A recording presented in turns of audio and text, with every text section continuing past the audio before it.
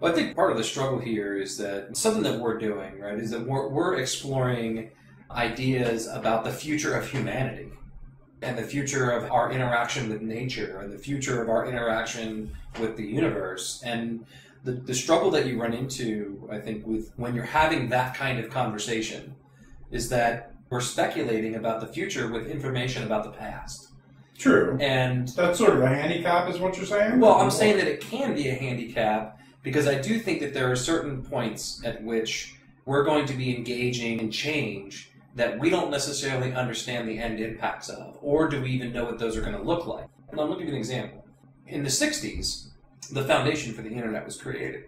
They didn't know when they made that what that was going to do. Oh, yeah. The reason that the Xerox machine was rejected because they did the numbers on all the carbon copy paper that was being used at the time and rejected the idea out of hand because they established that even if they got all that business, they wouldn't have recouped their costs, but they didn't recognize how much more copiers would lend to sharing information. And so I do think we have to engage in being appropriately. Cynical is not the right word, but questioning is probably the right term of our own perspectives about the direction in which both we're moving in naturally, but also the direction that we can move in intentionally. Because I think with the best of ideals, there can be created a lot of suffering if we don't consider like you had mentioned it in a different podcast.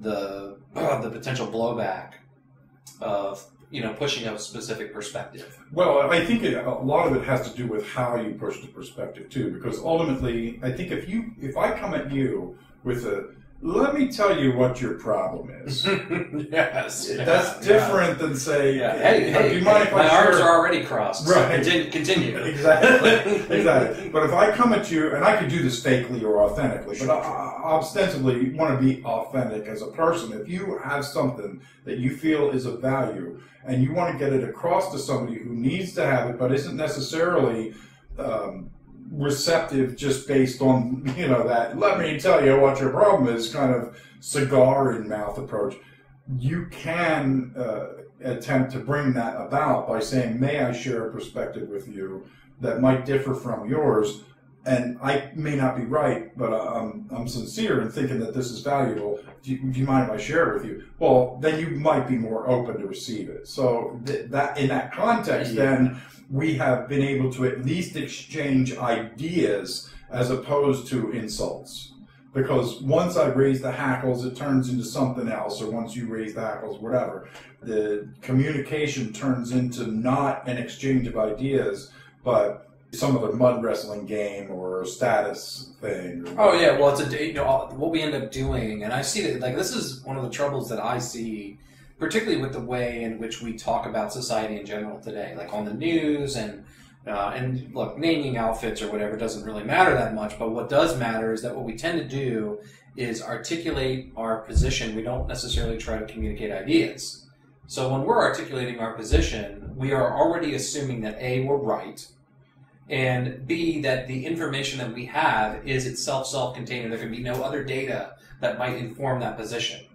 And we, because it maybe isn't useful, but it is interesting, it's novel, we tend to focus on it. Like the reason why these news outlets and these communications outlets get the kind of attention that they do is because we are attracted to seeing conflict.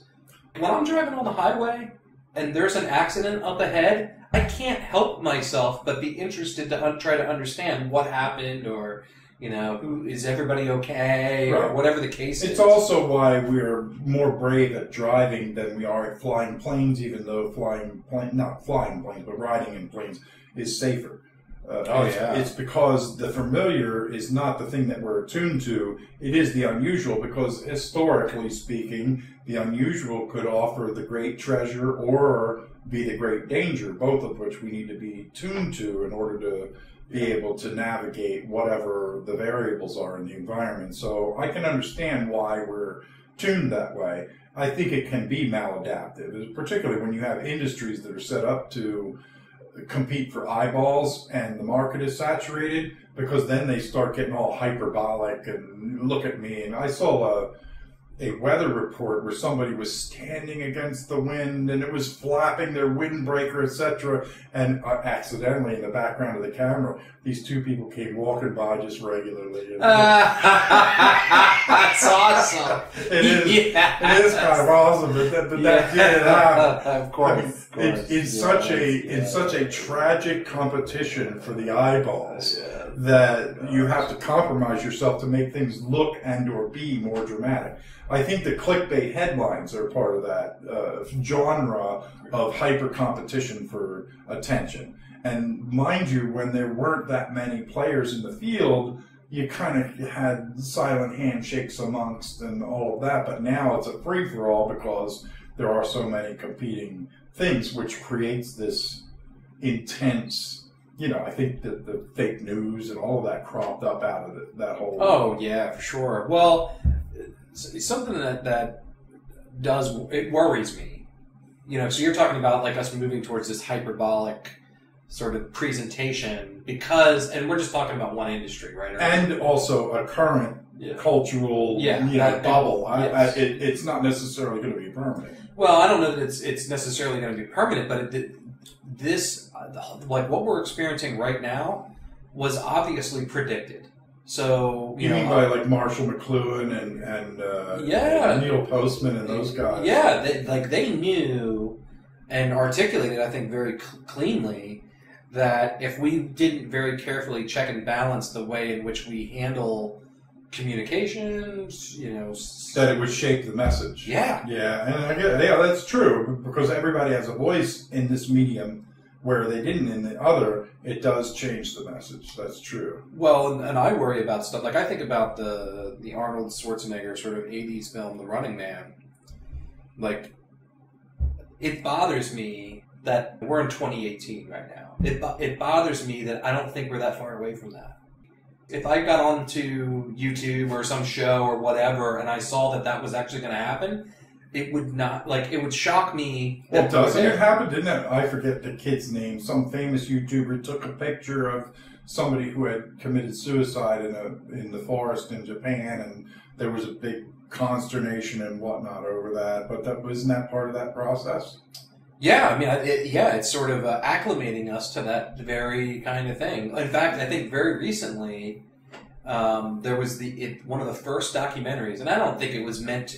This documentary itself was not meant to be controversial, but it's one of the first broadcast films of someone actually dying on film, and it's meant to be that.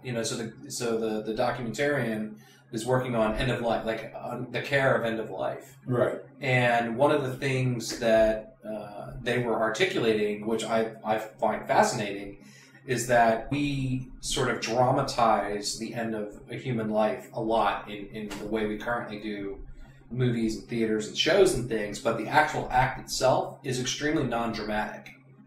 In that when you see it happen in this documentary, you don't even know when it's occurred, because everything looks the same to you. It's not like some extreme act has occurred or some big transition has occurred. They don't even know, when they're talking about it, when that actual death occurred, but it actually happened on film and has been released. Right.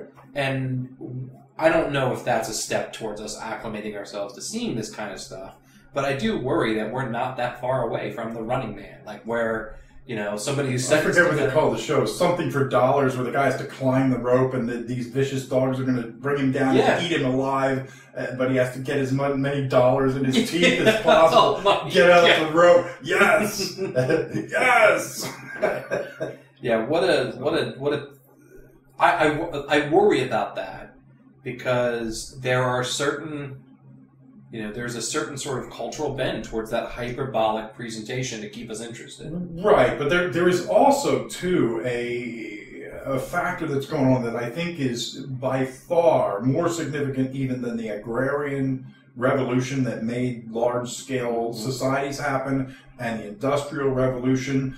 But the point being that these transitions have created these great tumultuous times that have spawned a lot of things, and we are now facing a fundamental change in the way that our reality works, provided we don't get hit by an asteroid or blow ourselves up or anything. But the track that we're heading on is going to eliminate something that we have been used to doing for as long as we have been biological creatures. And that is, we have traditionally been able to exercise our primary energies towards a response, a necessary response to environmental pressures. Yeah. Whereas now we're going to have to think of something significant to do. Prior to that, we were protecting our family. We were, and males, they're geared, they're wired to be able to nourish and defend the tribe. They're sort of the skin of the tribe, and they go out and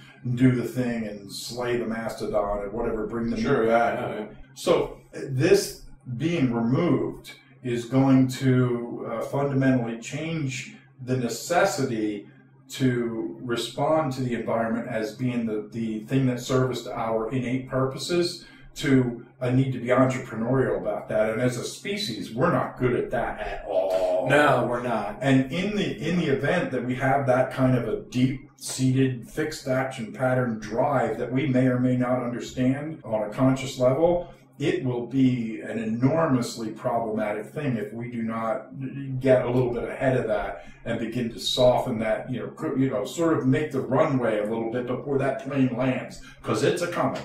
I agree with that premise, and I suppose the hard part for us is that, and I do have hope in this. And when I think about ideas like Gene Roddenberry's Star Trek, that world in its expression was about us overcoming this exact problem.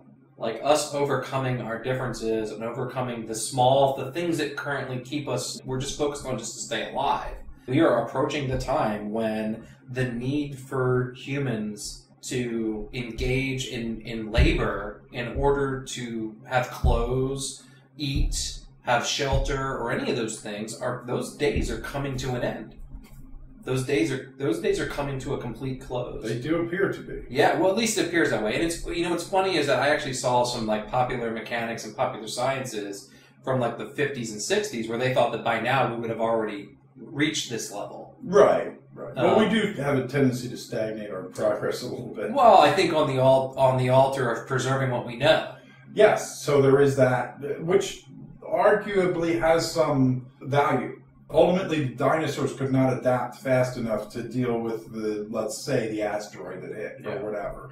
And so they became extinct and other things took over. So it is true that if the necessity for adaptation comes too quickly, that a species can suffer a traumatic inability catastrophic failure, to contend with that. And so I do think that there is something very, very strenuous coming, and I do think that is an answer, that we need to, instead of recognizing that we're competing with each other, that we are working toward a common good. And I don't mean that in some Pollyanna sense or whatever. Sure. I'm not trying to say everything will be flowers and roses and people will just hug and all that. But we have a lot of challenges to overcome in making that transition, but that transition will be possible.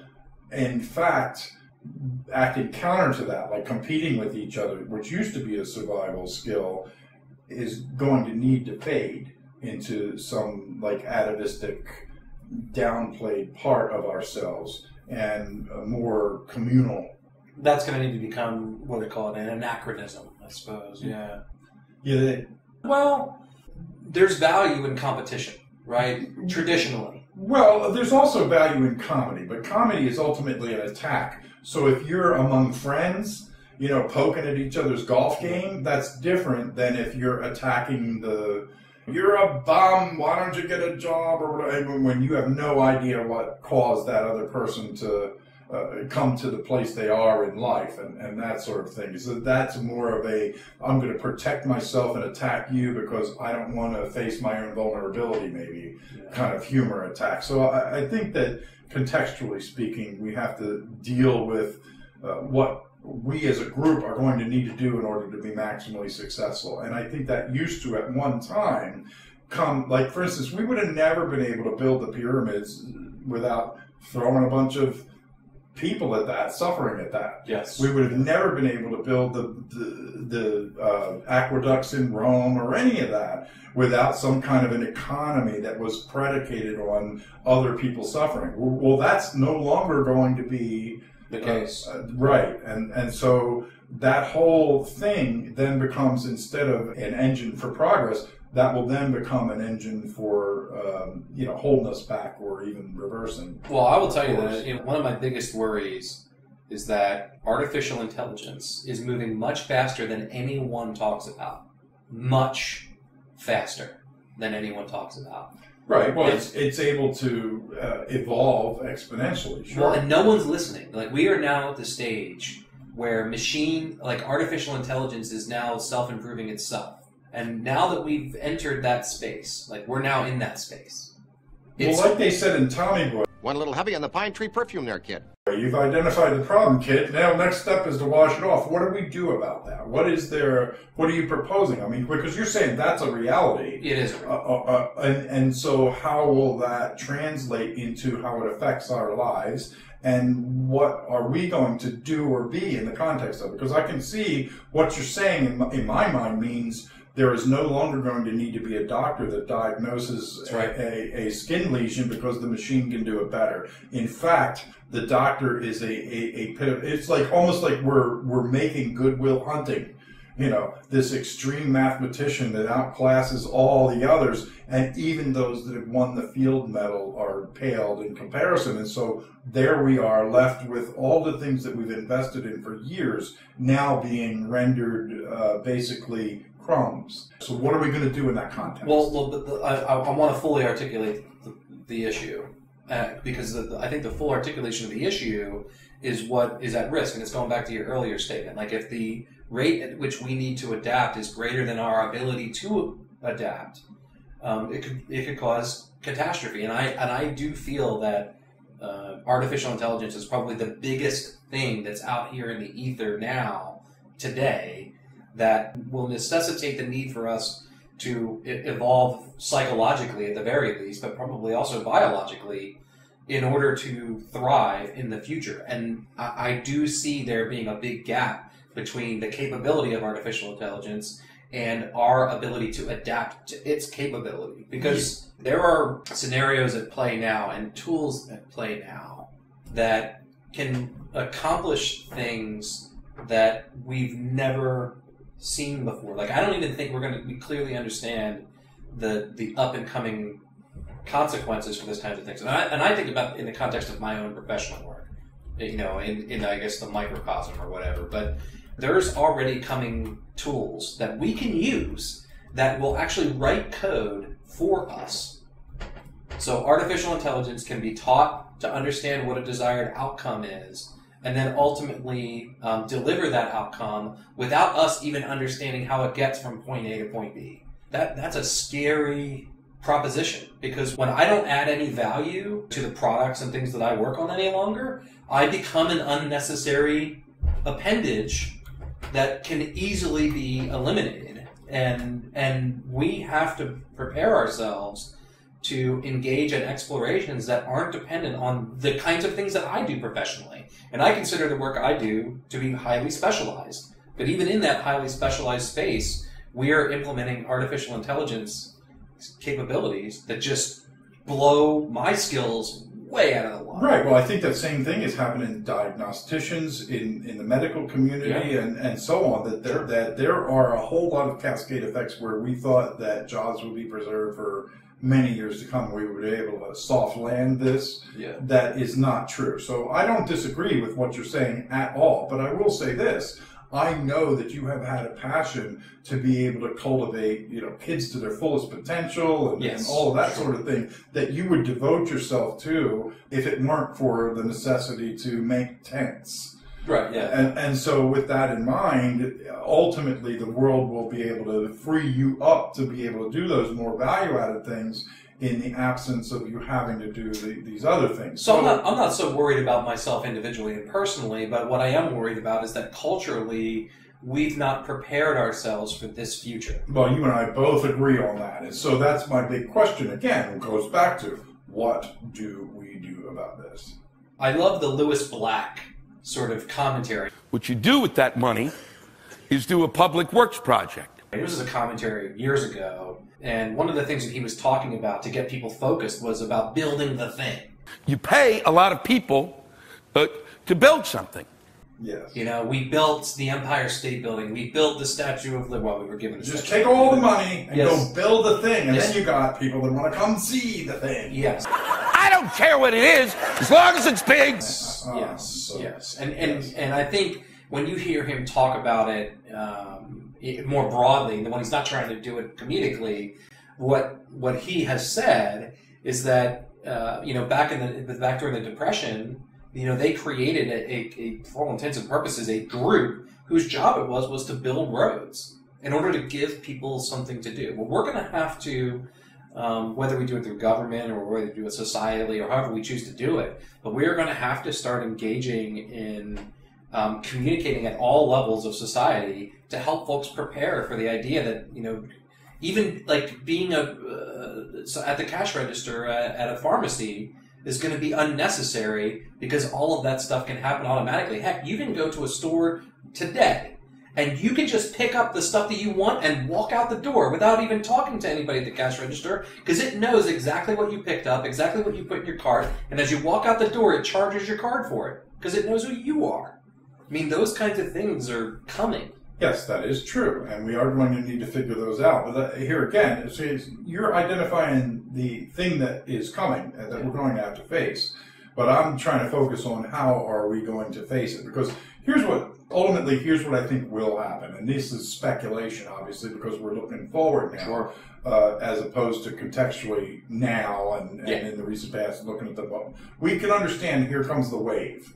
Okay, how are we going to respond to the wave? Well, one of the things I think will happen is the people that are ill-equipped to be able to entrepreneurially establish some meaningful and significant way to do things will probably dive into things like VR, where they can be, godlike creatures and whatever. They'll also be in the context of social networks like Second Life, where you're actually there living as an avatar and engaging in some sort of a social economy that's predicated on whatever things that go on in that area. So they'll come up with the value-added things where who lives in the castle and who lives on the outskirts, and they'll all do the things that we have been doing, but in an artificial sense, so that they can hold on to that past. I think that a lot of people are kind of like Luddites, in that they're not ready to face the future, and they'll need a bridge. So there's going to be some of that. But I also think there's going to be some forward thinkers that will help to be able to usher us into how do we get ourselves pulsing at the rate of recognizing that Trek thing that you said. And I know that's just a story and a symptom. It's not necessarily that's how it's going to happen, but to explore the unknown, to be able to cultivate new worlds and new civilizations is what we're going to be about, as far as I can tell. And so getting us trained on that is going to take a little while, but it will also be assisted with the AI and whatnot. So we'll be able to actually do those things more readily. It seems to me like what you're describing is a world where we're mixing WALL-E, right? Disney's WALL-E, right, with Gene Roddenberry's Star Trek. A little bit. Because there are going to, what you're describing is that there are going to be groups of folks who, in spite of what's available, are not necessarily going to be interested in participating in that. And we are going to have to find ways in order to occupy. Not capable of recognizing the value of participating in that, I think, is a more apt description. Because, the fact is we had the Oracle of Delphi in our hands in the form of smartphones, and yet people were sending cat videos back and forth for in mass. So not knowing even what questions to ask so that they could satisfy the curiosity that was probably killed out by an education system that was geared towards the Industrial Revolution. Yes. So there again, we're dragging a legacy.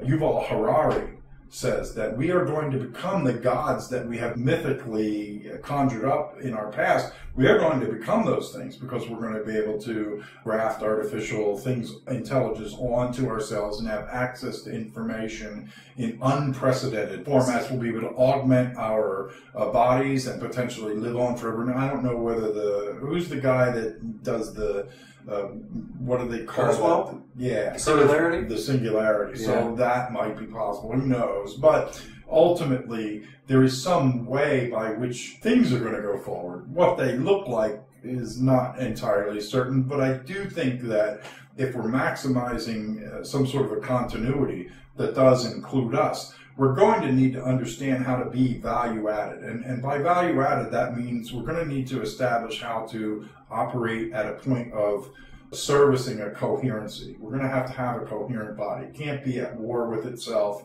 It has to recognize that servicing each other is sort of the relationship economy that coherency is going to be forged on. And that's far more possible now with cooperation than it was in the past. In the past, you needed some like bloodthirsty, tooth and claw competition to deal with the famine because somebody's going to live and somebody's going to die, and here it is. Well, so something that you said, I think maybe might contradict an earlier statement that you made. So, you talked about, and I agree with this, you mentioned the idea that, hey, we're going to be able to be augmented, we're going to be able to have instantaneous access to all of this information. Right. Well, if we equal out the playing field, right, equality of access to knowledge, but also equality of availability of information and knowledge, do you really see folks making the decision once they have that kind of access? Well, I guess they do kind of have that access now, and they still don't. So, yeah, that's tough. That's tough. Yeah, you always hope that when people have access to all of the information, that they're going to make the right choice, but we know better than that. Yeah. Frank Herbert and Bill Ranson wrote this Pandora sequence, a series of books, and one of them was the Lazarus effect, where they had this ship that had omniscience and also omnipresence. So it could travel forward and backward in time, and it could learn everything, and it did. And so it was carrying these people around, and it had to, as a bridge, at the same time as it wanted to share what it was like to have that wider perspective so that it could actually have some company, it also recognized that it needed to service a backwards momentum that was going on. So it had things like ship's tits was one of the things, and it would just service people's needs, and they had their own like little social economy where they were taken care of, but it also wanted to begin to cultivate a relationship with people that had some sort of more experience. Oh, yeah, for sure, yeah. So I think that that's probably a good model for something that is going to be going on. We're going to have a mixed bag for a while, and there'll be some bumps in the road, but ultimately I think that if we remain the same, majority imitators and the few innovators, that the path forward is going to be carried by those innovators. And so those that are going to be focused on how we drive forward into the future are going to need to be really resilient in terms of how these things actually translate into an experience of life. Because another thing that we're going to be freed from is that we're going to have a lot of momentum to continue to oppress. Yeah, I don't mean that in some pejorative way. I'm saying like the way that we had to throw thousands of people to build the pyramids or whatever the case may be through time, that those things were the way things got done, is that we're no longer going to need to do that. So unlocking people's potential, I think, needs to be one of the first iterations of the peace dividend, for lack of a better word, that we probably ought to focus on as forward thinkers. Mm-hmm. Well, something that gives me some hope is that when I got started in the industry that I work in back in the 90s, the amount of manual labor that existed in order to just keep things turned on was exceptionally high. And today, more than 20 years later, in order to add value in the industry that I work in, you must be able to incept creatively new ideas and find ways to put those new ideas in the context of the system, whatever it is. And the people that work in the field now, They know that change is constant. Back in the 90s, just the idea of change was resisted and continuously questioned, and now it's just accepted as a matter of course. That the state of systems as they are today, particularly technological systems, are now known. They have limited shelf life, they have limited usefulness, and ultimately they must continue to evolve in order to stay relevant. And so the people that work in the industry today, the technology industry, the IT industry, have a tendency to now be geared towards the necessity to continue to evolve ideas forward, not just keep things the way they are. And so it gives me hope that folks culturally can shift towards a recognition that adding value is going to also need to have some component of innovation as part of it. I think that's been part of our history, from fish hooks to spears to towers and all of that. In other words, I think that there are some things that are globally true, that we are explorers and that we look for nourishment and we contend with antagonists. Because as we explore, as we saturate an environment, we're going to need to find a way to expand. And so the former womb won't keep us, and we need to expand into the new one, but that comes with a lot of necessity for innovation and all of that. And while there is consternation with that, there is also opportunity. So the object there is that there is both opportunity and danger at the same time, and that's always been the thing that we've contended with through the windshield.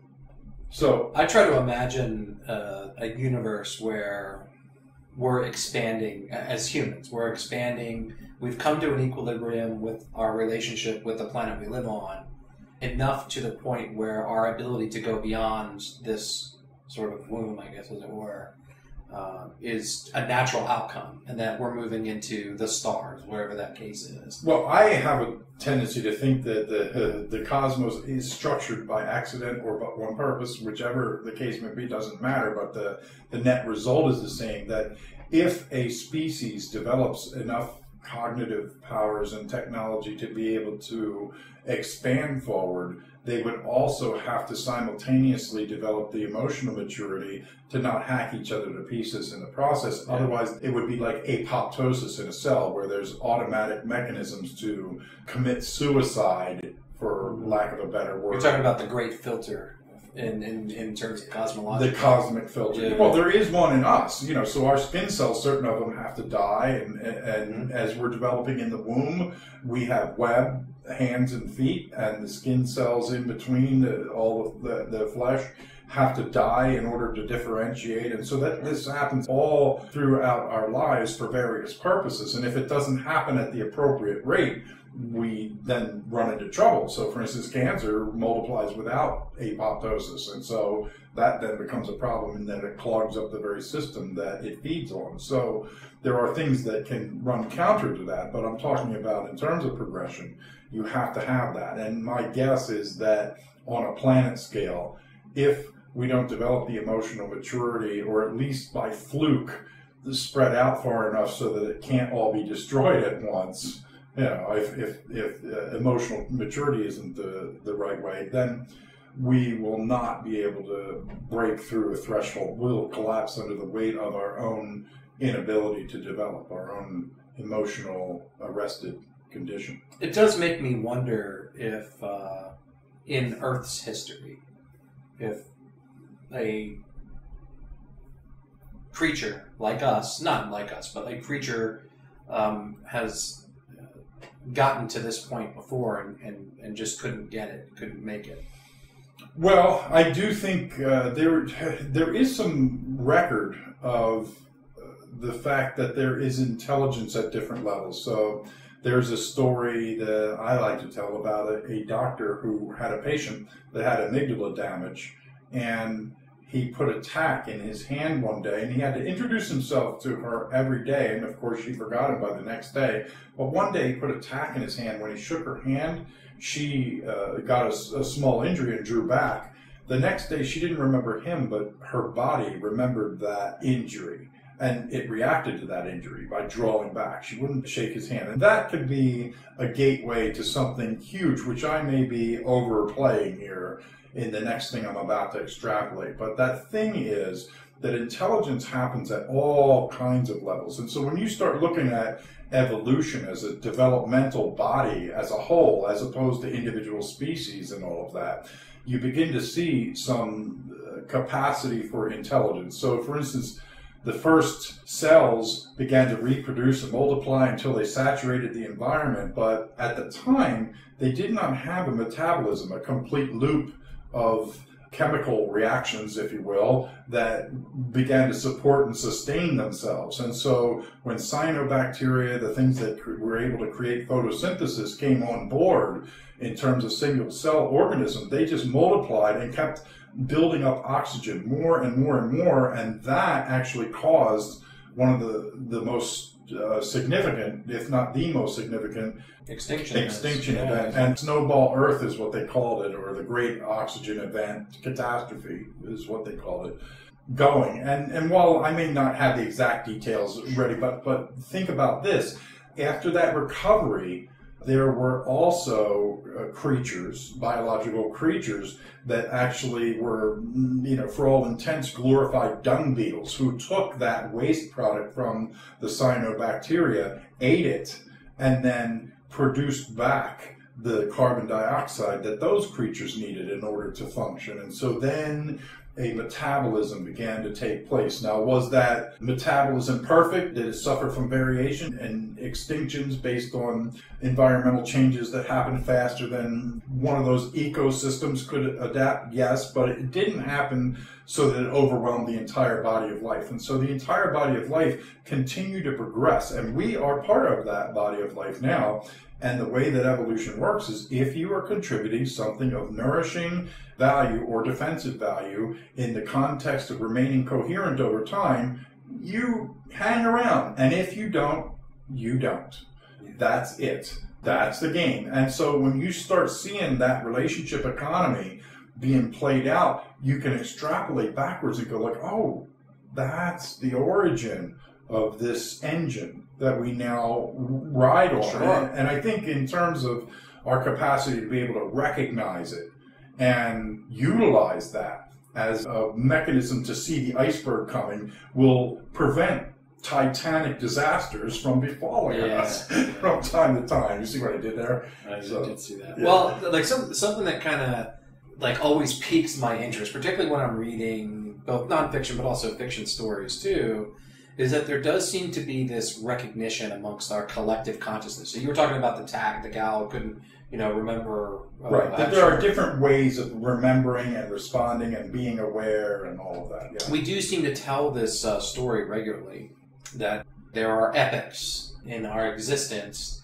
and that we may not necessarily be connected to obviously not connected to the first epoch or whatever, but that we've gone through these cycles of innovation and technological plenty and whatever the case is, and then going through these extreme bouts of suffering and loss, and come out of it almost re-remembering what came before us. There's lots of examples in evolution. You're talking like a kind of phyletic memory, something that we know but we don't know that we know, and yet we know. Yeah. So I know in the case of some of the research that goes on with evolution in particular, that there are multiple instances of the same features coming and going evolutionarily on the planet. So I think there's multiple examples of eyes that come from different branches, those types of things, where they have no necessary direct connection to each other, but we've somehow managed to, as a group of organisms, recreate those ideas, eyes in this particular case, even though they were once lost. That's true. And what I'm about to say is far more speculative, but I have also wondered if there isn't some kind of an innate connection that's still...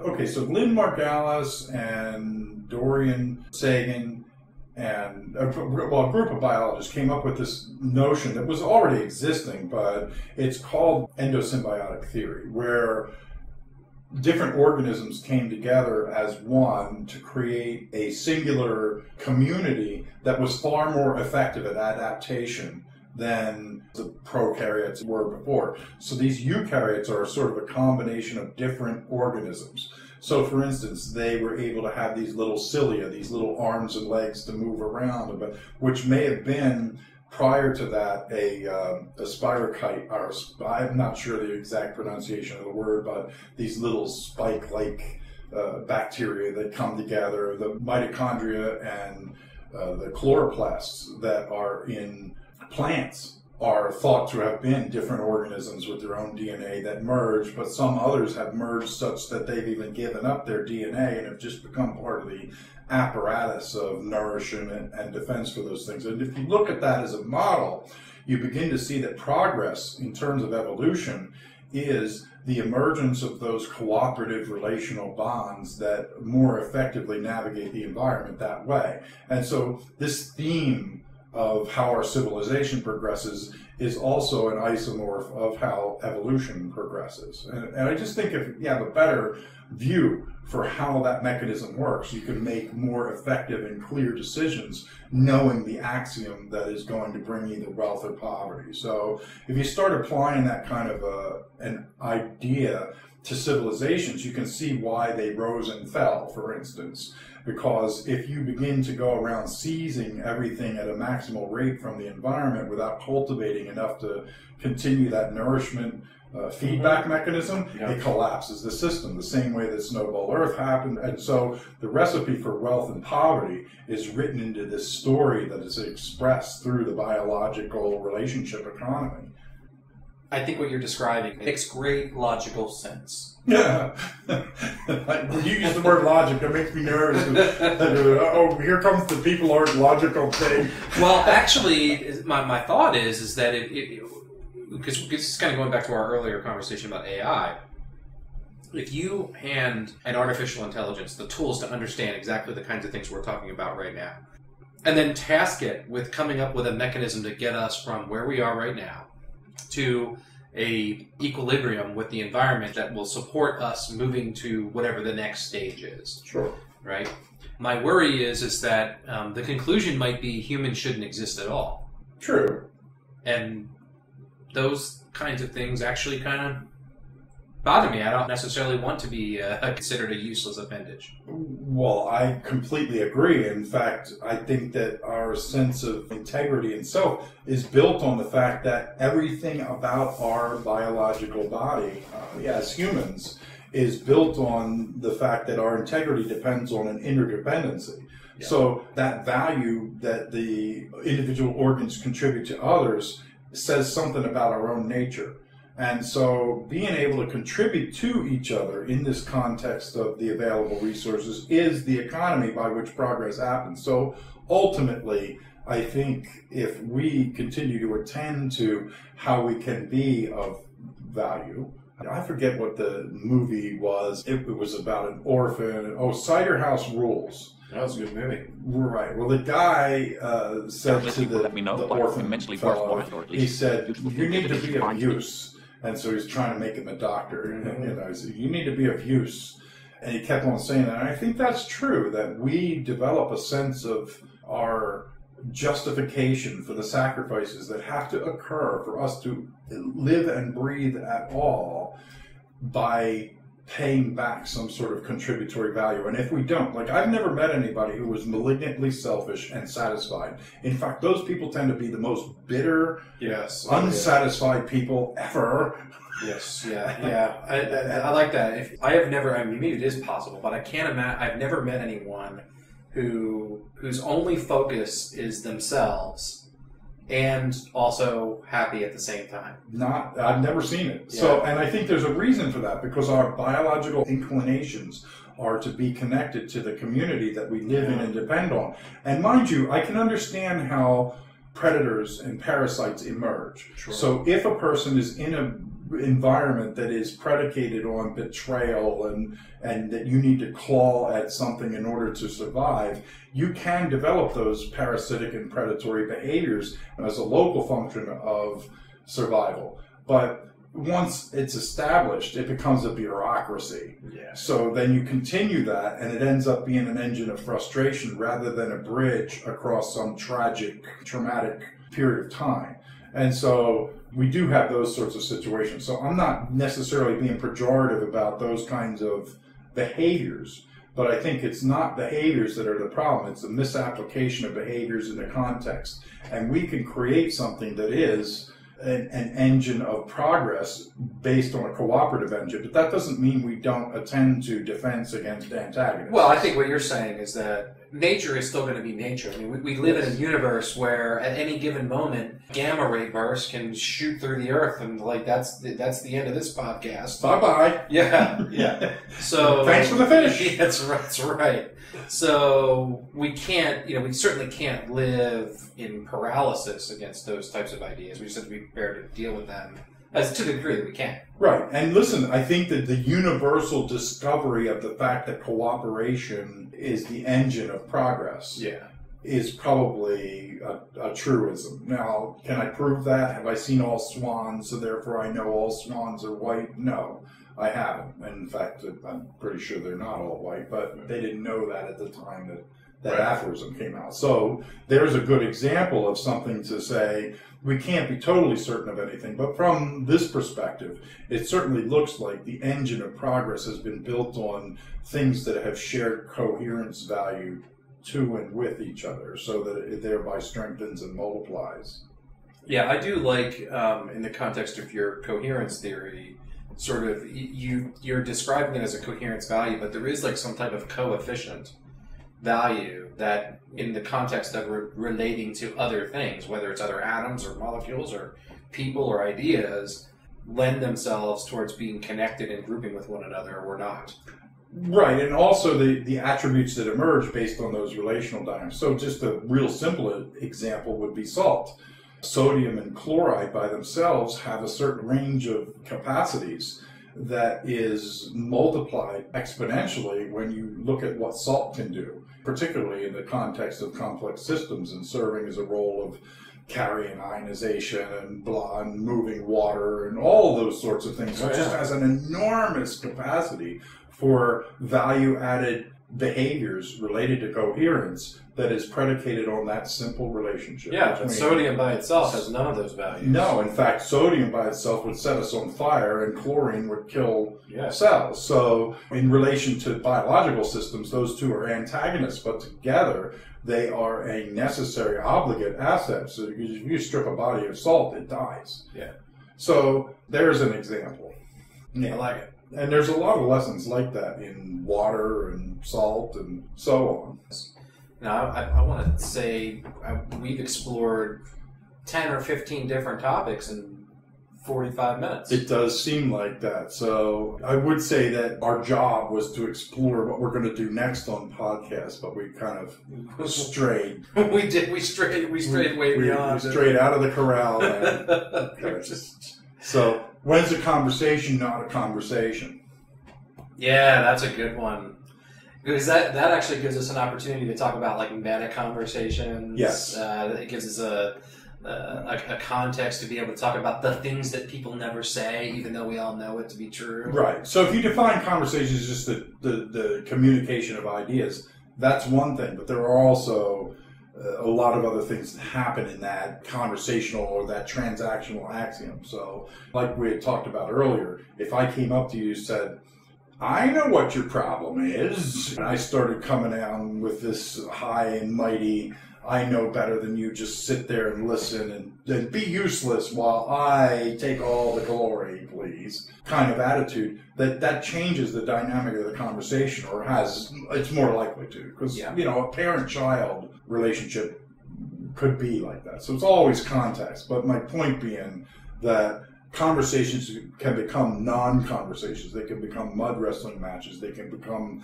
status-seeking things. They can. I think there's a major problem between religion and science in the West. In that, how so? Well, and this is sort of speculative analysis, so I could be off. This is you. You're putting your pundit hat on right now. Well, okay, I'm putting my best perspective hat on, but recognizing that I'm a product of my own biases and accumulated knowledge and all of that. And much as I try to compensate for them, I may have failed. So I could be wrong at any time with anything. And this being a stretch is one of those areas where that's more, I would say, readily a danger.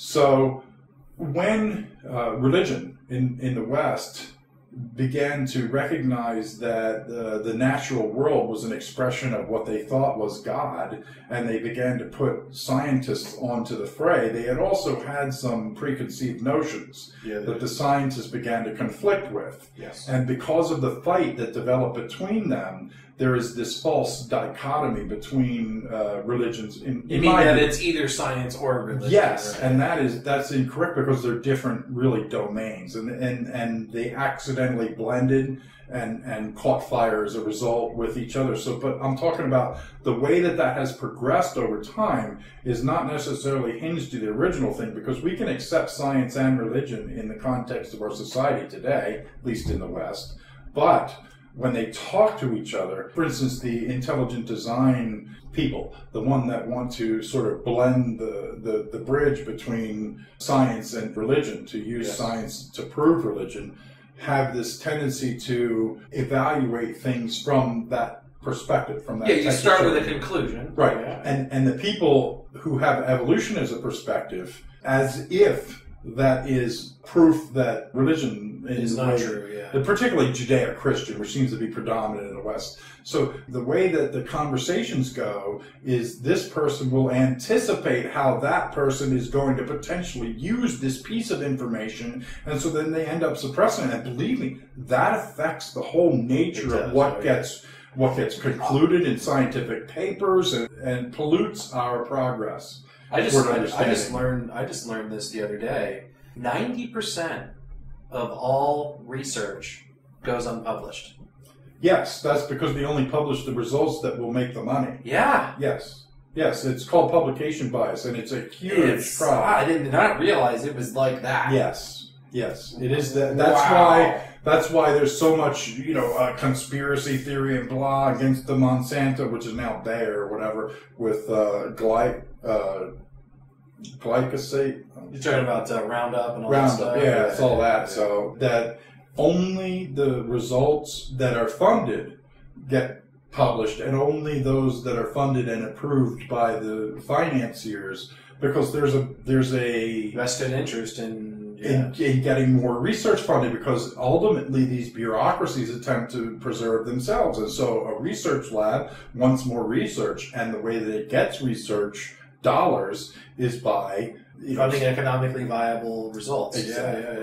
Or bowing to the suggestions of the peer review process, which is populated with these guys from these industries that also fund them. Yeah. And so they can create a whole environment of abstractions that throttles and that happens. So sugar is probably the first one that I know of that triggered. And as I understand the story, and I may not have the facts right, but the spirit of this story is correct, that they got bribed from the sugarcane industry, these researchers at Harvard or wherever it was, I don't know, but to make the boogeyman fats instead of sugars.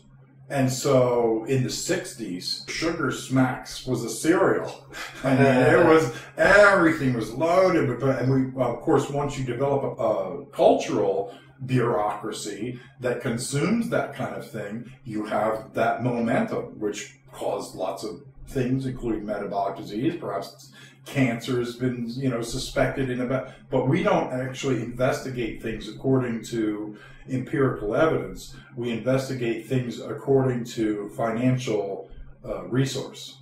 And that's why places have cropped up in the past to try and combat this, for dealing with orphan diseases, for instance. Those that aren't going to provide some sort of treatment, not cure, treatment, that then can be charged because of the patent that are engaged in the process and all of that. So ultimately, economics drives our medical research and our societal research. So climate change, bad for the oil industry or whatever. And so engage lobbyists, engage research, and to cast the doubt. And of course, with our bias towards paying attention to the unusual, as soon as somebody says, let me tell you something, and it's a secret, we have this tendency to create a more intense emotional bond with that topic, because it's unusual, not because it's more valid.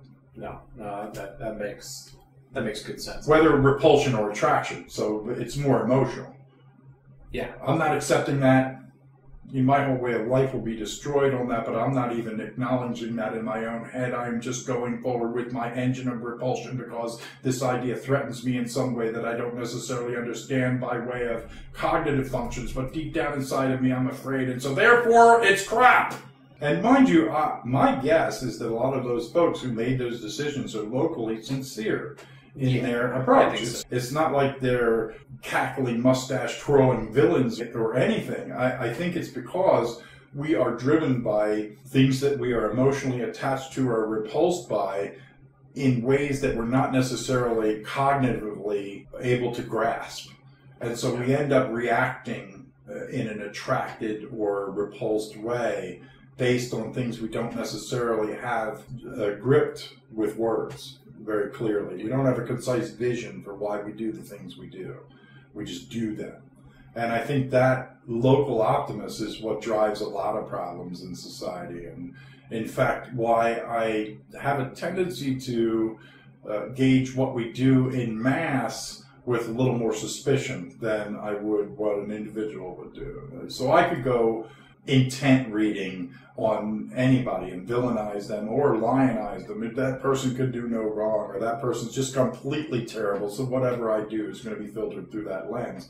But that original attraction and repulsion may be based on something like group affinity as opposed to actual evidence. Even though we use evidence as a token proxy to express our repulsions and our attractions, those are nameless, faceless, wordless, biological tripped engines that go on inside of us. So we have this complete understanding on a different level that's nonverbal, that in a lot of times our verbalness is a kabuki theater. Yeah, we're our own reporters, or we're our own announcers in our own game. Yeah, as we spectate. Yes. We're rah-rah, shish combined, or booing. Yeah. We definitely should do a, when is a conversation not a conversation? That's a good... It is. Yeah. So here we've got another one coming up that might be, is cognition a more refined sense of self and other? So is that just that we were just talking about that actually? So that we use cognition as an attraction or a revulsion for certain things at certain times. And I think about, let's take something unusual like a foot fetish. So somebody has a shoe fetish. That my guess, I don't know if this is a fact or even if there's any research in this, but my guess is we go through critical periods of time where we develop our sexual attractions, like during adolescence is a key period there, when we transition from being boys and girls to men and women. And that time has this accelerated hormonal dance that formulates these affinities that oftentimes stick with us for life. And if by chance, during that accelerated time of hormonal imbalance or imbalance or whatever you want to call it, but that storm. Transition, sure. Yeah, that's that transitional storm, that sensitive period, we happen to see a shoe or whatever, we could develop that lifelong affinity, for instance. And then we don't necessarily know, but we would say, I have to buy shoes, I have to buy, and so all of our localized behaviors in an adult landscape would be predicated on servicing that connection that formed without ever there being really any words. It was just sort of a chance happenstance that conspired to have us develop a passionate affinity with an object. Well, I suppose when I think about cognition, I almost feel like cognition is a natural outcropping of needing to communicate ideas abstractly. So, for instance, at the very base level, creating a sphere doesn't have any value unless the person that you're communicating with understands the value of that sphere. And so a thing by itself has no, necessarily cognitive value. And so I feel like the reason that we have developed cognition the way that we have is so that we can exchange ideas more efficiently and permanently than without having cognition. Because you don't see, particularly, and I don't want to like, I don't want to do too much of a job here, like separating humans from these other creatures or whatever, but the fact is that creatures who do not appear to have a layer of cognition on top of their activity don't also work to communicate abstractly. You know, they'll show things like squirrels, for instance, will show other squirrels like how to, you know, where to find the nuts or whatever the case is. That's actually a fixed action pattern, but I understand what you mean. It's an instinct. You don't need to teach a squirrel about nuts. Right. So what I'm getting at is that cognition almost has to be a natural outcropping of the necessity to communicate ideas efficiently.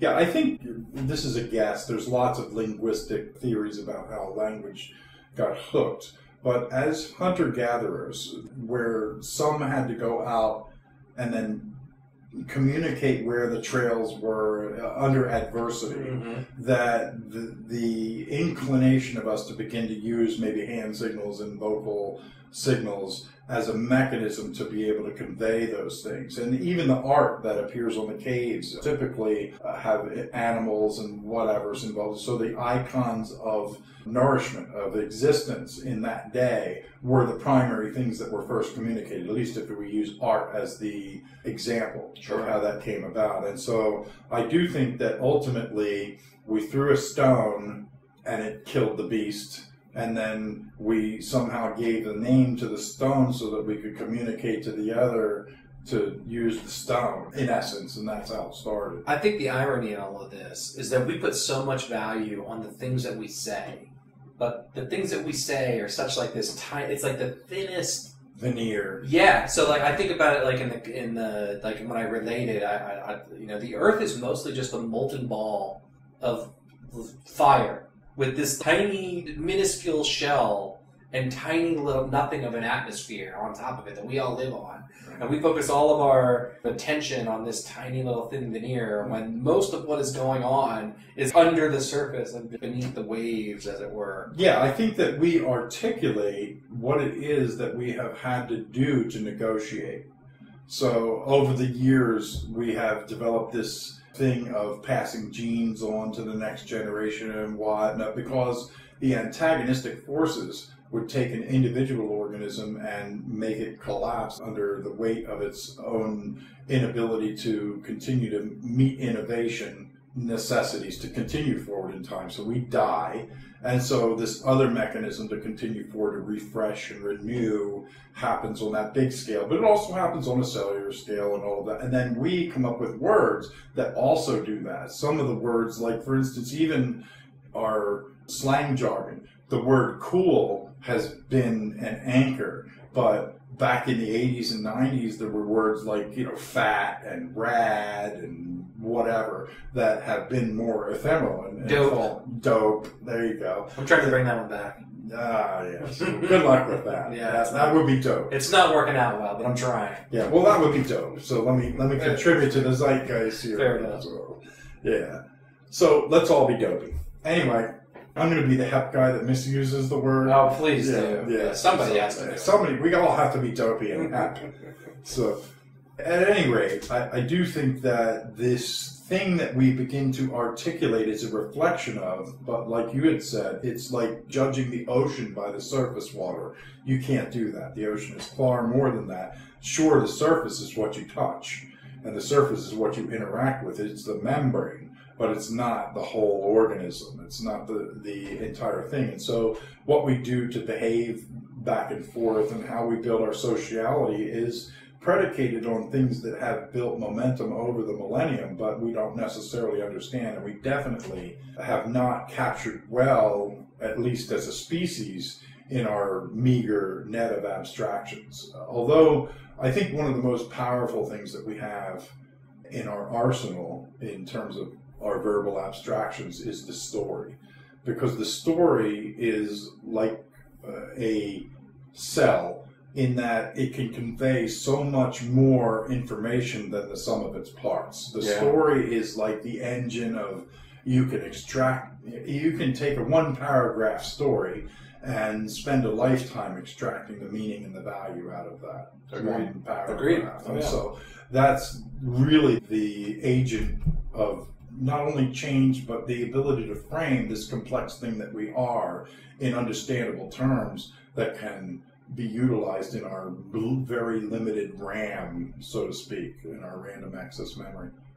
Both of these are going to be worthy topics in their own right. Stories is another, but it's a good transition, which I don't think I have enough of in the list here, and I think we should probably put some hold the story of stories elements. Value of stories, for sure. Oh my gosh, yeah, because really that's how we translate, that's how we formulate our cognitive identity. It's if I remember some trauma by way of story, and mind you, the story is probably an anchor, a token for that experiential trauma. But a lot of times that's well, he's a jerk, so stay away from him. How much our stories affect our experience of life and how people interact or whatever, or, we even manufacture them. I don't like that person over there. I see them as a competitor, so I'm going to tear them down by whispering in your ear the gossip story of how terrible they are, or give you the impression that if you go over there with King with no clothes boy, that you'll be standing next to the naked idiot. Anyway, if we identified what it would take to do the best possible world, what would that be? There's another one. What are the principles that we would need to stand on to make the best possible world? I think that's a good topic for the project. I like that.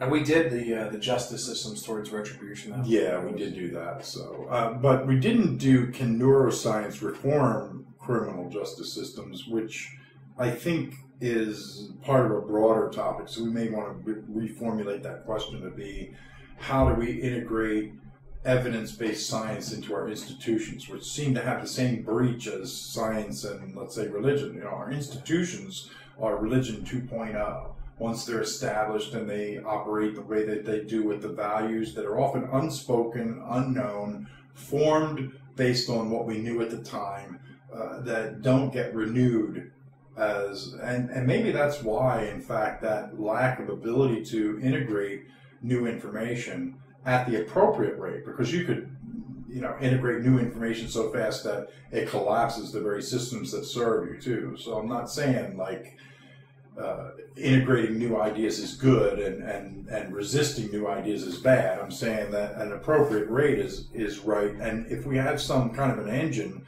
to produce information that's high value and accurate and able to have some predictive capacity in terms of healing people and restoring them, why aren't we integrating them into things like our criminal justice system? Or why would a country want to serve itself only as opposed to the world? Now, look, there are ways that we're doing that now. We recognize that our trading partners are a much more valuable proposition in today's world, whereas at one time we just went let's go take their crap. Yes. And that had its own set of poverty-inducing things. We create a localized wealth, but then ultimately you suffocate because the skill set you developed was to rape your surroundings, and geography began to become the thing that strangled you. But I do think a worthy question for us to explore is inequality part of nature? We have our 5 categories. We have the big questions. We have culture outward, culture inward. I would think inequality would probably be a culture outward question. Okay. Do you agree? I think that's fair. So let me get into culture outward. Is inequality part of nature? Yeah. Briefly speaking, my first impression is structural hierarchies are part of nature, and that optimally they will enable things that wouldn't otherwise be possible, the same way salt is built on sodium and chloride again, and it is a vital part of us in that formulated relationship, but it's poison to us if it's separate. Well, something that I would be interested in us exploring would be examples of where purposeful equality was a natural part of the biological system that we were looking at. And I suspect that there are instances where that exists. I don't know. Our vital organs is one. Yeah. That while they are individually not able to survive on their own, they have to have some sort of an equality of relational context where they're giving to each other and receiving from each other. And so there is a necessity for a certain towards equilibrium is what you're describing. Yeah. Right. There's an equity of relational dependency. It's an interdependency. Like it's a healthy one as opposed to an unhealthy one. And I suppose maybe like one of the evidence things you could come up with on that front is, does it create more than the sum of its parts? Yes. And with that sum of its parts value being aimed at coherence in relation to the environmental pressures, let's call them. Because environmental pressures are like, I need to breathe, I need to eat, I need to evacuate waste, I need to whatever. So all of those things being a collection of behaviors that need to happen for us to remain coherent, does it contribute proportional value in the context of that community toward that end of coherence? I think that's important. So why don't we look at one more topic and then say that we've kind of got a good. All right. Overview. Do you want to look at the Overton window? You think that one's? That's a good one.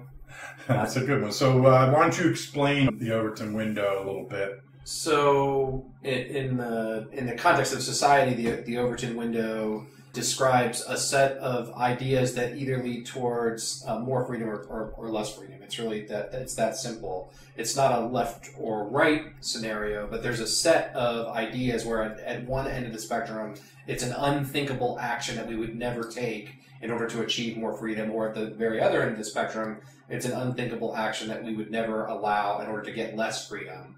And then there's an entire range of ideas that exist in between those that are worth both exploring but also understanding better, because we are impacted by ideas in the context of an Overton window on a pretty regular basis. So the spectrum begins and ends with the unthinkable. But right. If we traveled arbitrarily, because you could go from more freedom to less freedom or less freedom to more freedom, but let's walk from more freedom to less freedom. The markers go unthinkable acts, radical acts, and then in that Overton window, but at the edge, are acceptable acts, then sensible acts, then popular acts, then things that drive policy. And then you're right in the middle there. They are the anchor institutions, these things that you build to incentivize and to actually honor and create like an act of worship. We build buildings and monuments around these things, these acts of policy.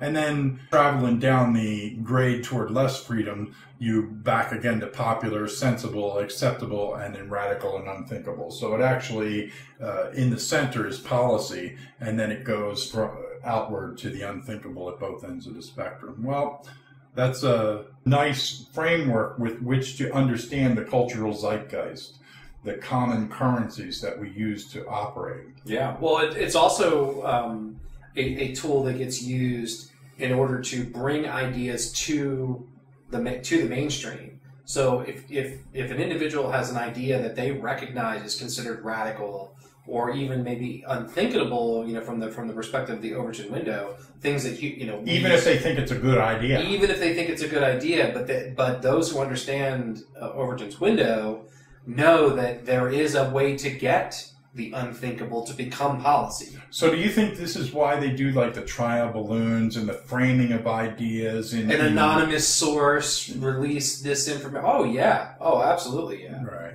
Absolutely, yeah. Yeah. So it's a marketplace of ideas. Mm-hmm. He said glibly.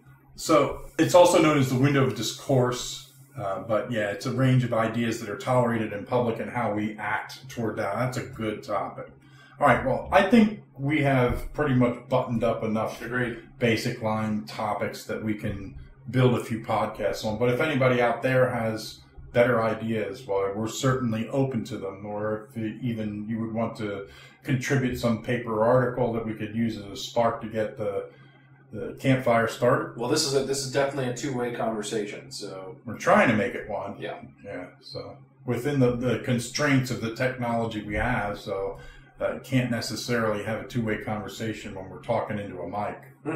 This is true. But we're looking for feedback, so please feel free to do that. This has been another episode of A Grain of Salt. We're out.